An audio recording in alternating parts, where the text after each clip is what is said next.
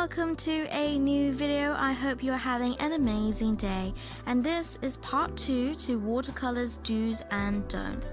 But just before we get into it, I'm going to quickly go over the materials. I am using all 4 of my Winsor & Newton watercolor brushes, even though I'm only showing 3 here.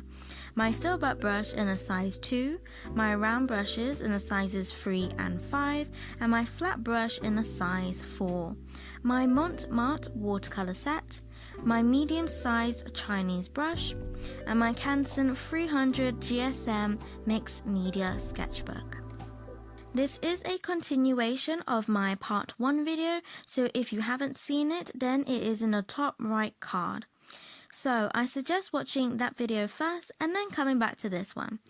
Okie dokie, let's get straight into it. So I drew out a simple 3D shape to demonstrate that when you are painting a 3-dimensional form, you need to be aware that you will have to change the tone, i.e. how light or dark your color is, depending on where your light source is coming from, and being consistent so that it will look more natural and or realistic.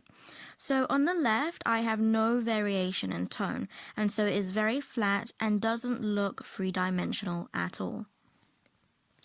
With the right, there are 3 tones where the light will be bouncing off the form.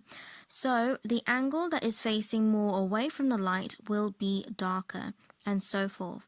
For my form, I had my light source coming in from the bottom left, and I'm using my flat brush to paint. But because I don't want the colors to bleed, I paint each side so the side or sides next to it are completely dry before painting next to it. The next do is to build up your layers from lightest to darkest and from loose to detail. I did start this with a sphere but realized this wasn't the best way to demonstrate this do and don't, as a sphere is very smooth and therefore building up layers with a dry on dry technique is harder to achieve. So I later came back to this by painting a set of trees. So now the right green cube is done, and you can see it is much more 3-dimensional than the cube on the left. On the left with the mustard looking circle, this is what you shouldn't do when building up layers. When your page is wet, trying to make it darker and darker while it's still wet, damaging the paper. What you should do is what you can see me do with the cube on the right, where I have left the layer to dry first and then painting over it, making it darker. But with this darker side, I didn't have my brush too wet and made sure that there was quite a bit of paint on my brush before painting onto my page, making the paint much more saturated and darker. On the top left, this is what you don't do. Having your page too wet and moving the paint around, creating this uneven cauliflower cloud effect, and having an inconsistent light source coming from different directions. This makes them less 3-dimensional forms and less natural looking. Okay, so now I'll be painting 3 trees. The left is only in 1 layer, not using different brush strokes, and has an inconsistent light source just like with the 3 circles before. It is more simple and the shadows are only on one side rather than spaced out like they would normally be with a more natural looking tree. So on the right, which if you're going to have a more natural and still simple tree, this is how you should do it. Firstly, the tree leaves are broken into different segments, and it's not just one large shape. I am tilting my paintbrush more upright to get those thinner strokes that connect these segments as branches for that added detail. I do have a tutorial going into more detail step by step to painting a tree in my landscapes playlist, but for this demonstration I want to focus more on the comparison of using or not using some painting fundamentals. So as you can see, I still built up my dark tones with a wet on wet technique, but I had my dark tones spread out on the underside of the leaf segments, with the light source coming from the left.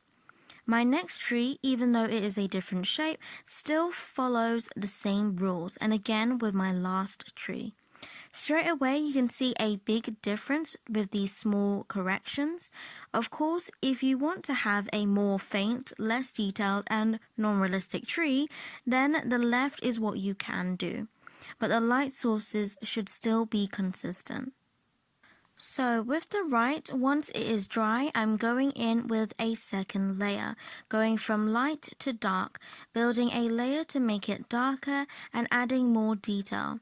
So I am not using the same brush and the same strokes like with the left, but with my finished brush making the darks darker, making small corrections and having finer strokes.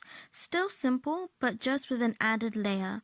Thinner brush tilted upright, having consistent shadows, and then you have a more detailed, more natural looking tree.